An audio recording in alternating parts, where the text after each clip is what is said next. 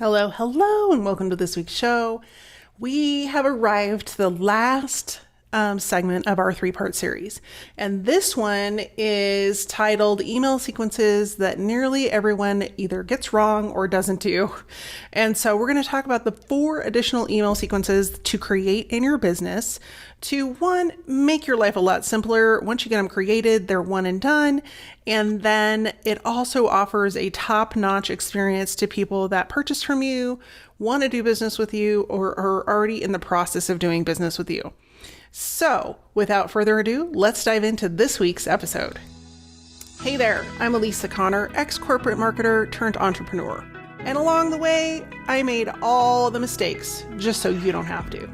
Chances are you have a pretty full career. You've got experience, expertise, and probably a whole lot of education. The problem is people can't find you. This is why each week on the Second Act Entrepreneur Show, we feature expert education, marketing insights, and mindset shifts that are going to help you create a profitable business so you can secure your legacy, ensuring that you thrive not only in your first career, but also your second act. Welcome. Email marketing is the best way to captivate and enthrall your audience, as well as build trust with them. Yet, I've heard from so many people, it's so hard to write emails. Well, I'm here to tell you there are some fun and exciting things on the horizon that are going to help you do just that. But to get you started, I've created a brand new guide that helps you create that first sequence. It's your welcome sequence, which basically is a hi, great to meet you, so good to know you, here's a few things that might help you out kind of sequence. Yet people struggle with writing. I get it. It can be like banging your head on the wall or staring at a blank screen and going, I have nothing to say. And that stinks. So I've made it easy for you. You can get access to this guide for free over at elisaconnor.com/email guide, all one word. And you can grab your copy today. So if you're struggling with writing that welcome series and you don't know what to say in those first few emails to build rapport and trust with your audience, you're going to want to go grab this guide. It was created with you in mind to make it easy for you to get this done in less than an hour. So go grab the guide today at elisaconnor.com/email guide. And I look forward to seeing you in my inbox. So today we are diving into part 3 of our 3-part series. If you've missed the other 2 parts, you can find those links to listen to part 1 and part 2, where we talk about 7 other different email sequences to create for your business. In episodes 157 and 158, those are on my website at elisaconnor.com/podcast. The first set of email sequences that we talked about were ones that you want to have created first in your business.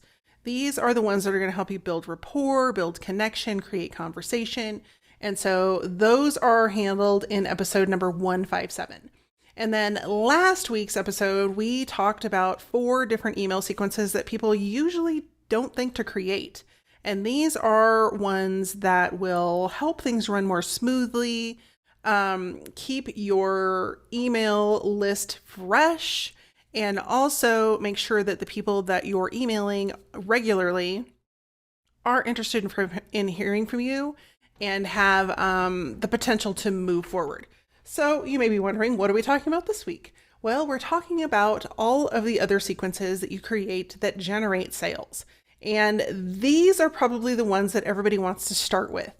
But if you don't have those nurture sequences set up and those other sequences that we talk about in episode 157 and 158, you're going to be hard pressed to get people to move forward with actually buying. Because if you've listened to the show long enough, you know people need to know, like, and trust you before they're going to purchase from you. And so the more opportunities we give them to do that, the higher the likelihood that they will say yes, take out their credit card, and make a sale.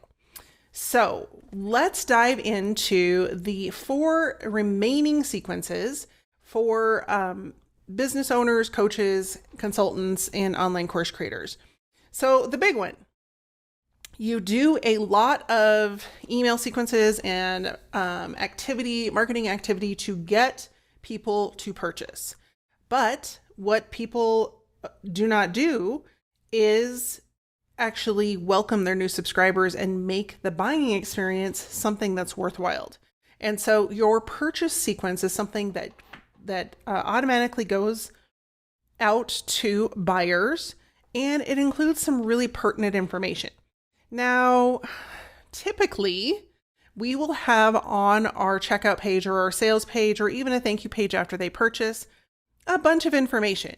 But what happens if they just click out before they ever read that information and then they don't get access to whatever it is that you're trying to share with them? And so this is why an email sequence is really important, because when somebody purchases, that is the prime opportunity for you to stay in front of them, make sure that they know that they've made a good decision, and even better, support them so they're getting results and they become an advocate for your brand.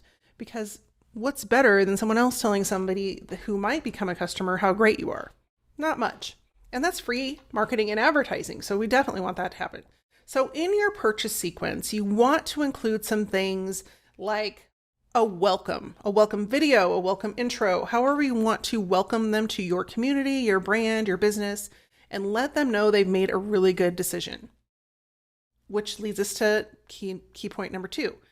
Let them know remind them why they've purchased from you. Sometimes people buy things and then they get busy and then they're like, oh yeah, what was that I bought again?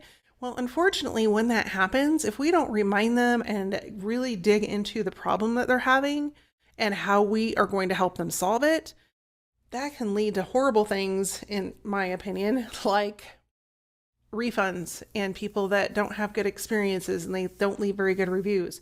And we don't want that. We want it to be a good experience. We want them to feel confident in their decision, and we can go and create an email sequence for them so that they do have that experience. Now, the sequence can be as long or as short as you want it to be, because ultimately what you're going to want to include in there are the steps for them to continue to take action, whether it's a program or if they're doing some sort of coaching or consulting with you. Or if you're an author, we'll use an author this week for an example. If you're an author and they have purchased your books, maybe you're offering them a bonus. Well, a good follow-up for the purchase sequence would be, here's your bonus, and then some tips and tricks to get traction with that bonus. So if, for example, you had a book on time management and their bonus was a planning calendar that's going to help them manage their time. So some of the follow-up emails could be something like, this week, what are your top 3 goals? And you could break it down into categories or ask them to respond back. And then you could have the next thing be, don't forget to Sunday night before you go to sleep to do 1, 2, and 3. And you could send that Saturday or Sunday morning as a reminder. And so there are a lot of ways to make this work in your business, but it's really important to have a purchase sequence to handle things like questions they may have, login details, if there's a portal they need to be accessing, a welcome video so they feel like they belong somewhere. So many times I've purchased things and I've gone off into the ether webs and I'm like, did they get my order? Like, did it go through? Because I don't get any correspondence. And so if you don't have that purchase sequence set up to nurture them, they may be wondering, what did I just get myself into? Was this a good choice?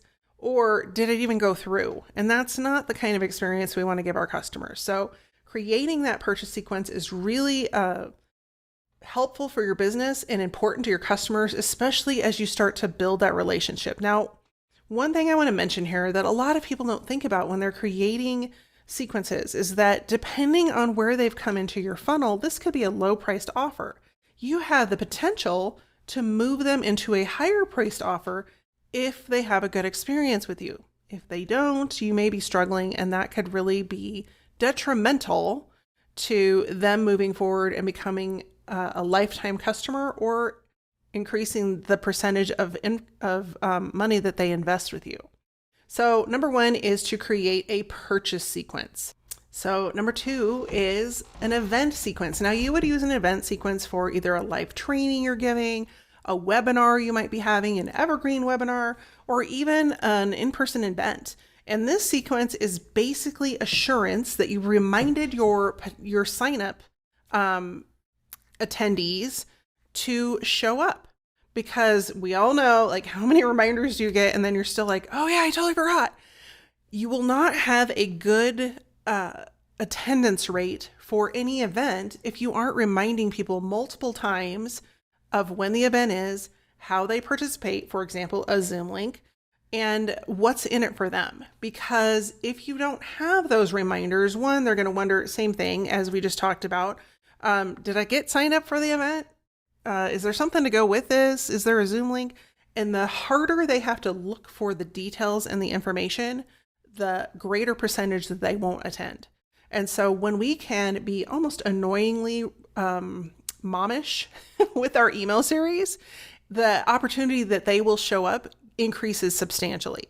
And so they've already said yes, they want to come to this event. So let's make it easy for them on that day to say, oh yeah, I was going to attend that, and click and get to the information quickly without having to search through their email for the links and the information, the workbook, whatever you've sent them for that event. So the event series is really important, especially if you're running something like a challenge or a webinar or any of those more technical lead magnet type systems, because it, without having a higher number of attendees, the likelihood that you're going to sell decreases. So we want to have as many people there as possible so that you can send, so that you can sell to them while they're on the webinar. And there's a lot of other strategy ideas around that. But this sequence is going to help you stay in front of them so that you get them on the call, because the likelihood that they're going to call or that they're going to purchase after that webinar or that event or that challenge or that live training or whatever it is much, much higher. And so does that mean everybody on the webinar is going to purchase? No, that never happens. But the likelihood that people will purchase increases if you have more people there and you give them the opportunity with reminders. So the second sequence we're talking about is an event sequence that is used for webinars, challenges, live trainings, and even evergreen trainings. I'm sure you've seen those where people can go and pick their time and it looks like it's a live training, but it's actually an evergreen training. So that is number 2, which leads us directly to number 3, which is your launch email series. And this is specific for if you're promoting a particular product or a service, or you have, usually there are promotional periods within your marketing calendar. Most people that I work with launch 2 to 4 times a year, depending on, the price of their product and how many people they're taking into their system and all that sort of thing. So you would want to create a launch email sequence to align with that promotion, to not only move current email subscribers into, but also to attract new email subscribers that may haven't heard of you yet. And there's different ways we can do that. We're not going to dive into those today, but the launch email sequence has some really specific things that you want to include in it as well. So there are both the launch sequence includes 3 different legs to it. So there's the pre-launch, which is like before you are actually launching your product and you're letting your list know, hey, something's coming. And you give them the opportunity to kind of get ready for that. And that works for not only current subscribers, but also new subscribers, and then people that might find you along the way as you're getting ready to launch or during the launch. So you'll want to send those pre-launch emails, and those can be segmented depending on what the relationship is with you and your business, and also where they're at in their buyer's journey. So that's the pre-launch sequence. And then you want to move directly into the launch sequence. This is where you tell them that you have a product available and you want to put some sort of expiration on it, because that creates urgency and it is more enticing to people to purchase. If they know it's available all the time, every day, what's the incentive for purchasing right now? There really isn't one. And so we want to provide an incentive to get people to jump off the fence and either say yes or say no. And so your launch sequence gives you the opportunity to do just that.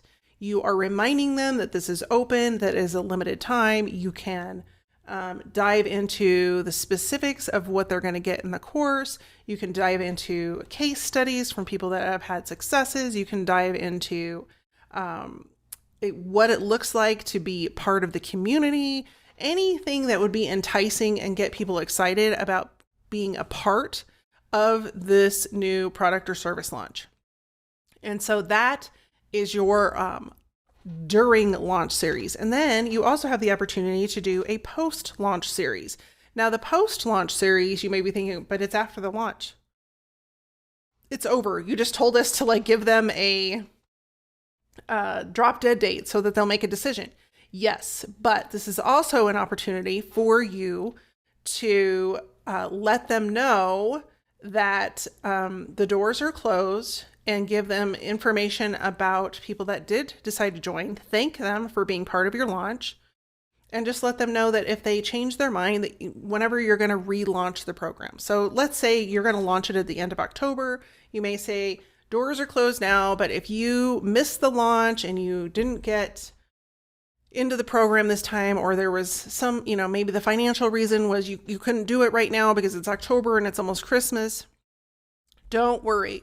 The program is going to open back up again on January 15th, and you'll have the opportunity to partake and be a part not only of the product launch again, but also enroll if that's something that works for you. If you want to be the first to know about this, then you could create a wait list for them to sign up, or a button to click, or whatever you want to do. But it keeps them engaged, and then it also gives you the opportunity to know, hey, they really are interested, but there was something that happened that kept them from investing this time around. And so that's really powerful stuff. So that's kind of your post-launch sequence. And that can be a couple of emails. I probably wouldn't do more than one or two because you've already inundated them with a bunch of emails. But there are some other nifty little marketing strategy things that you could throw in those as well. But that launch sequence is actually 3 parts: pre, during, and then post-launch.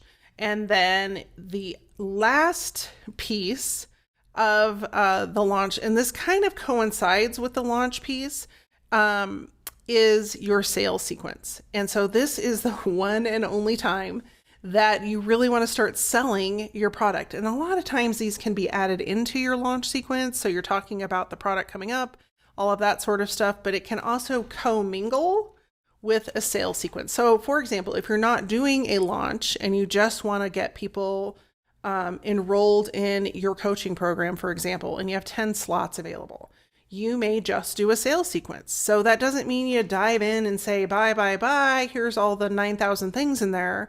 It means that you focus on the benefit for the client, focus on the problems they're having now, give direct connections to how other people have had those same problems and found success with your program, all of those sorts of things. And then ultimately, you want people to buy. So this is where you ask them to make a decision, yes or no.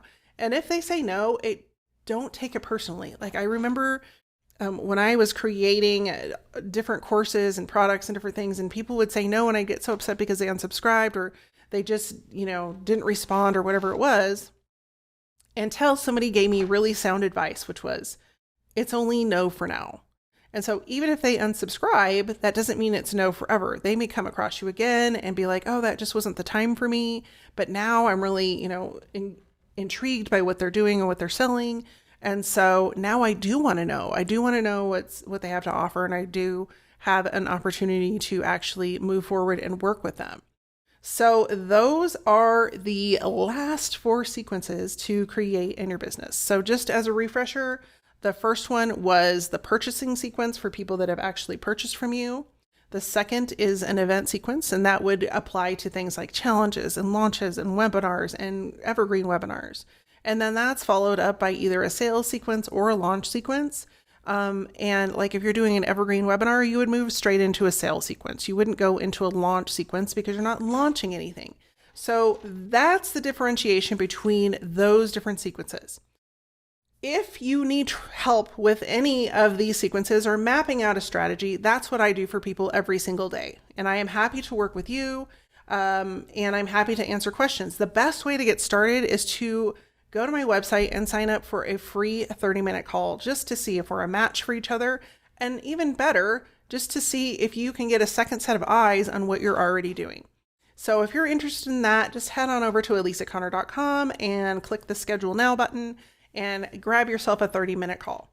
In the meantime, thanks so much for tuning in. If you found value in this episode, I would love for you to share it with someone else who is struggling with their email marketing. Because as you know, and I know, email marketing is super powerful if it's done right. And I want to make sure that you have the skills and the tools in order to make it work for your business. So thanks again. In the meantime, I will see you next week. Take care, stay safe, and be well. Did you miss something during the podcast? Maybe forgot to take notes? No worries, we've taken all the notes for you. All the resources, links, and information in this episode you can find over at alisaconnor.com/podcast. That's ALISACONNER.com/podcast.